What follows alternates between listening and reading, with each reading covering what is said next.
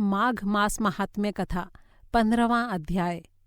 इस अध्याय में आप सुनेंगे गौरी पूजन हेतु गंधर्व कन्याओं का वन में जाना, महर्षि वेदनिधि के सुपुत्र आग्नेय ऋषि का स्नान के लिए वहां आना, गंधर्व कन्याओं का ऋषिपुत्र पर आसक्त होना, निर्विकार धर्मात्मा आग्नेय ऋषि का अपने योग बल से अदृश्य होकर घर लौटना। श्री सूत जी ने कहा, हे ऋषियों, महर्षि वशिष्ठ के मुख से इस प्रकार के वचन सुनकर महाराजा दिलीप ने उनसे प्रश्न किया, हे गुरुवर, गंधर्व कन्याओं को क्यों शाप का भागी बनना पड़ा? वे गंधर्व कन्याएं किसकी पुत्रियां थीं? उनकी क्या आयु थी? उनकी क्या संख्या थी? और माघ मास में उन्होंने कहाँ पर माघ स्नान किया था? और महर्षि लोमश द्वारा किस प्रकार उनके शापों का शमन हुआ? महर्षि वशिष्ठ ने कहा, हे राजन, अब मैं तुम्हें वो आख्यान सुनाता हूँ जिसको सुनने से शिक्षा प्राप्त होती है और धर्म लाभ होता है। इसका ध्यानपूर्वक श्रवण कीजिए। बड़े ही प्राचीन काल की बात है।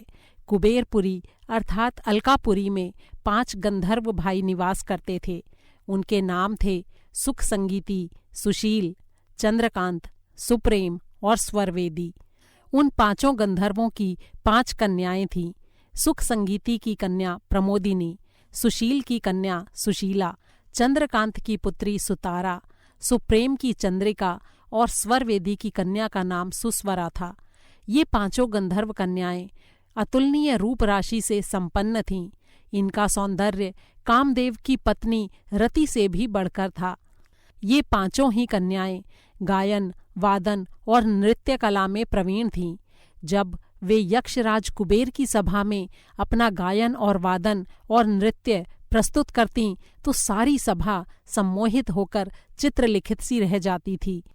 एक बार ये 5 गंधर्व कन्याएं गौरी पूजन के लिए सुंदर वस्त्र आभूषणों और गहनों से सज्जित होकर अपने वाद्य यंत्रों और वीणाओं को लेकर वन में गईं। ये वैशाख का मास था।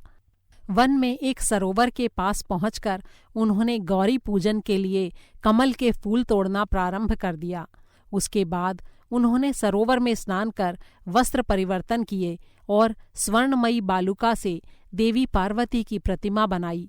चंदन, कमल और पारिजात के फूलों से देवी का पूजन कर प्रतिमा के सम्मुख उन्होंने गायन और वादन करते हुए नृत्य करना शुरू कर दिया। हे राजन, इन गंधर्व कन्याओं का गायन, वादन, वाक्य विन्यास और स्वरों का प्रबंध बड़ा ही मनोहर था। वे भक्ति भाव में मग्न होकर देवी पार्वती को प्रसन्न करने का प्रयास कर रही थीं। उसी समय वहां स्नान करने के लिए महर्षि वेदनिधि के पुत्र आग्नेय आए। आग्नेय बड़े ही रूपवान थे। उनका सौंदर्य कामदेव को भी लज्जित करने वाला था। सौंदर्य के साक्षात अवतार आग्नेय जी ने हिरण की छाल, उत्तम जनेऊ और कमर में मेखला धारण कर रखी थी। हे राजन, जब उन गंधर्व कन्याओं ने सौंदर्य के साक्षात अवतार उन ऋषि कुमार को देखा तो वे 5 उनके रूप के प्रभाव से सम्मोहित होकर उन पर आसक्त हो गईं और विचारने लगीं कि ये अतुलनीय सौंदर्य वाला युवक कौन है। नृत्य और गायन को भूलकर उन्होंने टकटकी बांधकर अपलक नेत्रों से उस युवक को देखना प्रारंभ कर दिया। सभी गंधर्व कन्याएं सम्मोहित और काम पीड़ित होकर विचारने लगीं कि संभवतः यह रूपवान पुरुष स्वयं कामदेव ही है। इस प्रकार विचारते हुए उन्होंने सोचा, ये चाहे कोई भी क्यों न हो, ईश्वर ने यहाँ इसे हमारे लिए ही भेजा है। जिस प्रकार सौभाग्यशाली व्यक्तियों को अपने पहले किए गए सत्कर्मों के फल से कोष की प्राप्ति होती है, उसी प्रकार देवी भगवती पार्वती ने इसे प्रसन्न होकर हमारे लिए ही भेजा है। यही हमारा वर है। वे आपस में कहने लगीं कि इसे मैंने वरा है। आपस में इस प्रकार चर्चा करती हुईं वे गंधर्व कन्याएं भ्रमित होकर आनंद मग्न होकर नृत्य करने लगीं।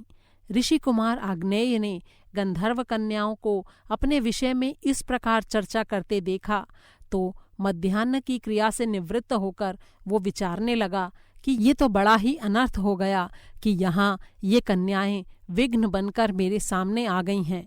क्या ये सुंदरियां मुझे विचलित करके सम्मोहित कर लेंगी? तब मैं किस शक्ति से अपने धर्म और शील की रक्षा कर सकूंगा?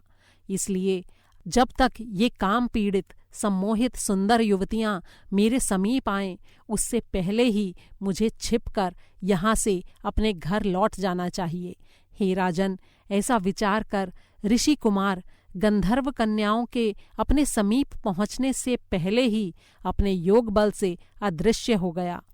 योग शक्ति से अदृश्य हुए ऋषि कुमार को अपने सामने न पाकर वे सुंदरियां व्याकुल हिरण के समान दुखी और बेचैन हो गईं। उन्होंने व्याकुल होकर ऋषि कुमार को बहुत ढूंढा, लेकिन वो उन्हें कहीं नजर नहीं आया। हे राजन, इस प्रकार ऋषि कुमार आग्नेय के वियोग में दुखी और व्याकुल होकर वे गंधर्व कुमारियां अचेत हो गईं। कुछ समय बाद मूर्छा से मुक्त होकर वे मणि खोए हुए सर्प की तरह व्याकुल और विक्षिप्त होकर अपने घर पहुँचीं और शयनागार में पहुंचकर अपने अपने बिस्तरों पर मूर्छित होकर फिर से गिर गईं। इति श्री माघ मास महात्म्ये भाषा टीकायां पंचदशोऽध्यायः संपूर्णम्। 15वां अध्याय समाप्त हुआ।